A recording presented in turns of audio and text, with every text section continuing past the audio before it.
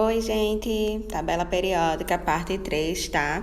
Vamos finalizar o conteúdo de tabela periódica. Aí agora a gente vai entrar em propriedades periódicas. Semana que vem nós vamos fazer um exercício avaliativo sobre tabela periódica, tá? Sobre as 3 partes da tabela periódica, ok? Então, vamos lá. Aí a tabelinha, né, como a gente já conhece, a gente já sabe reconhecer as famílias, já sabe reconhecer os períodos, já sabe reconhecer os tipos de elementos e por aí vai. E agora nós vamos estudar as propriedades periódicas. Primeira propriedade, raio atômico. A propriedade do raio atômico, ela diz respeito ao tamanho do átomo, certo? E a propriedade do raio atômico, ela cresce da direita para a esquerda, de cima para baixo. Eu estou falando direita olhando para a tabela. Então, ela vai crescer da direita para a esquerda, de cima para baixo. Então, o maior elemento da tabela periódica é o frâncio, que está na família 1A no último período. Raio atômico, direita para a esquerda, cima para baixo. Certo? Então, se eu tenho 2 elementos e eles estão no mesmo período, se eles estão no mesmo período, eu não vou ter a variação de cima para baixo, mas eu vou ter a variação de direita para a esquerda. Então, eu vou olhar isso. Quem está mais à esquerda é maior, ok? Eita, só voltando o raio atômico, passei antes da hora.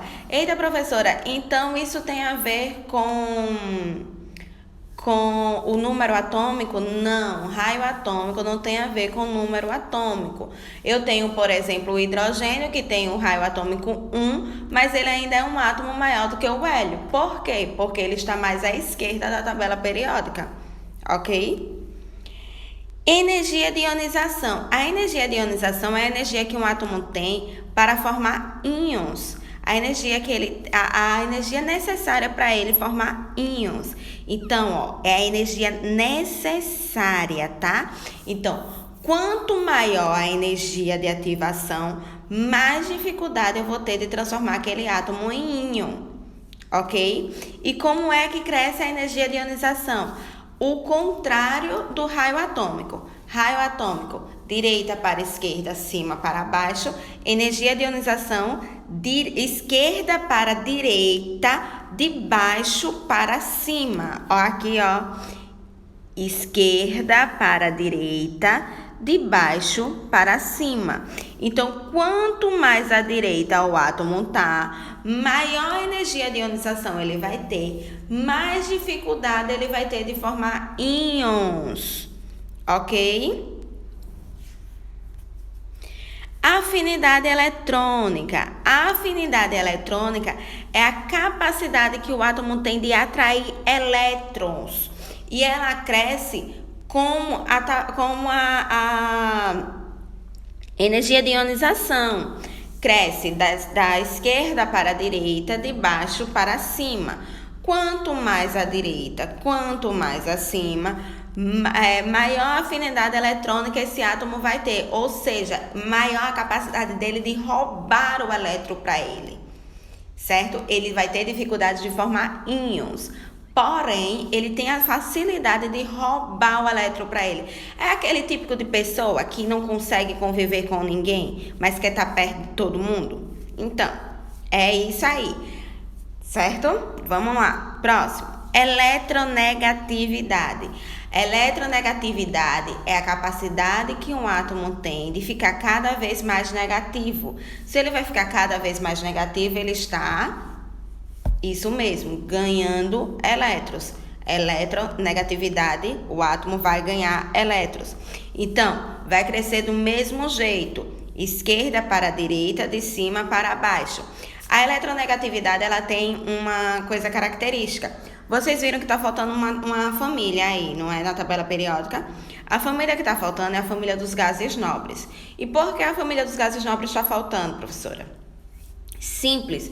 A família dos gases nobres está faltando porque os gases nobres eles já são eletricamente estáveis. Eles não precisam nem ganhar nem perder elétrons. Eles já são totalmente estáveis, eles só dependem deles mesmos. Então, essa propriedade eu não tenho a ligação com os os gases nobres, eu não vou ter relação com os gases nobres. Outra coisa, os elementos mais eletronegativos, foi mal, ela vai mandar de novo, e de novo, que essa minha amiga é dessas, vai não? Parou, então. Os elementos, eu avisei, e ela vai mandar mais ainda, mas vamos continuar. Os elementos mais eletronegativos da tabela periódica é o Fon, aqui ó, Fon, flúor, oxigênio e nitrogênio. Fon são os átomos, mais eletronegativos da tabela periódica, ou seja, eles têm a maior eletronegatividade possível. Se o Fon, flúor, oxigênio e nitrogênio tiver em qualquer composto, ele vai puxar o elétron para ele. Próximo.